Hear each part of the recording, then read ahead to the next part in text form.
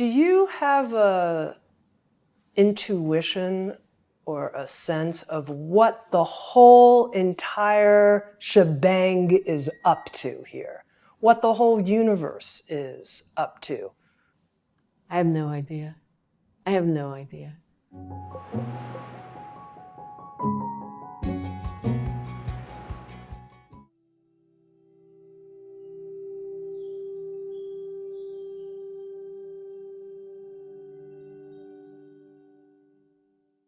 Now, you mentioned, Anipema, that all of us will have this opportunity for merging at the time of our death. Yes, definitely. And you also said that a way we can touch that while we're alive is, looking and feeling the infinity of the sky, right. Daylight sky, night sky. How else can we practice and prepare? What can we do to prepare ourselves in the midst of our daily life for that moment at the time of our death so that we don't miss it? Well, one way, first of all, is to prepare yourself for the fear experience, fear of the unknown, the total panic. I don't know how much you've been with dying people, but people can die when they just relax and let go, and they can die very afraid and screaming as if they're about to be thrown into a dark pit, And so that's one way, right? To work with that which obscures. Does that make sense? It does. Yeah. So, and the other way is to, one of the things that I teach is a pause, called the pause practice. And I teach it a lot, so I've gotten a lot of feedback about it and so forth. But basically, let's just use an example. You're out for a walk by yourself, and generally speaking, we go for a walk by ourselves and we're having an internal conversation, right?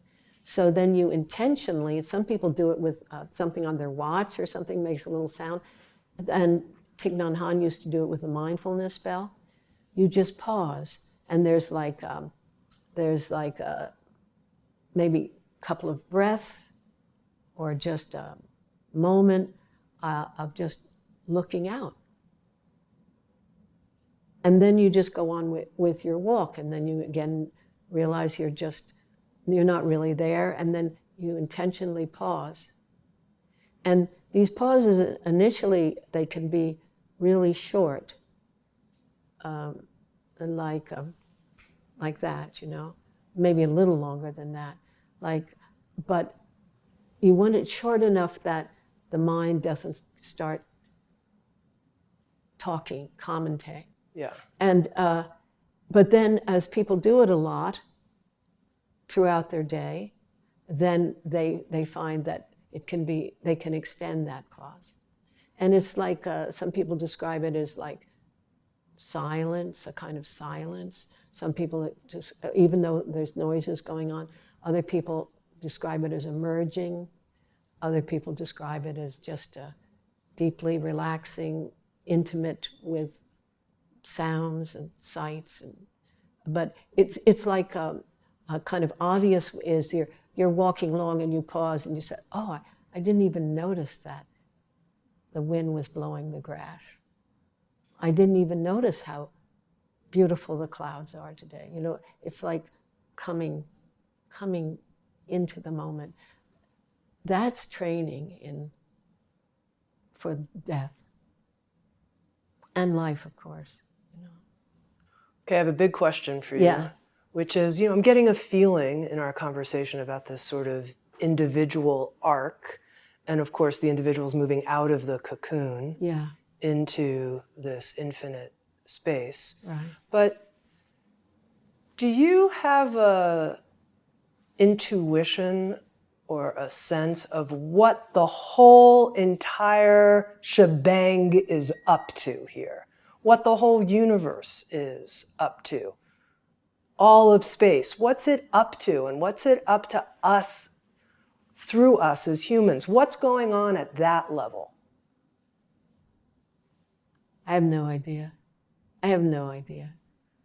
I have no idea. I'm assuming your question probably comes from talking to a lot of people about that topic. Well, I'm interested, is the universe evolving, growing in love in some way? Our activity is part of that? Is there some grander sense of purpose or directionality? Kind of anything like that on a larger scale. Maybe, I don't know if you'll agree with this, but that all sounds so conceptual to me. Like, it's pretty dreamy out there. I'm pretty out there. Human minds trying to explain or glamorize or whatever, you know, and it's like trying to make a meaning out of it, or make it fit into some kind of scheme or something like that. And I think that's kind of so human, you know, human. It's so not infinite.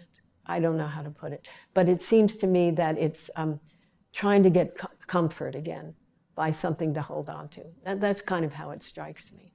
Now, of course, someone might have the actual experience of this, but then I would say that all that you're describing there, with them trying to put something indescribable to describe something indescribable, and coming up with their own ideas of what it all means and how it's all happening. I find it kind of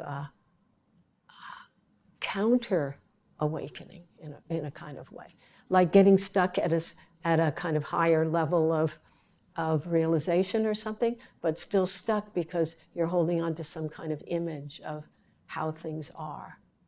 So to me, it's better to just say, wow, it is a real mystery, and it's completely unconditioned and not graspable, and you can't pin it down, and we don't know what's happening. You know, I go that direction more. You know, more and more in the groundless direction, more and more in the groundless direction. But that's not to say, if you said, what's the use of a human life in terms of all of this? I would say that would be to, one person at a time, overcome the illusion of separateness, you know, and let your heart grow bigger and bigger for people and with people, and for all of us to the capacity to love and care, have tenderness, like live in a way that we bring those capacities out for each other. This I would definitely say. And I would say I spend my life doing that, actually. You know, that's kind of like my job description, you might say, in the sense of what I really care about. Discover on-demand videos and docuseries, explore a full schedule of daily life classes, and become part of an incredible community. At Sounds True One, we invite you inward to find your way your way.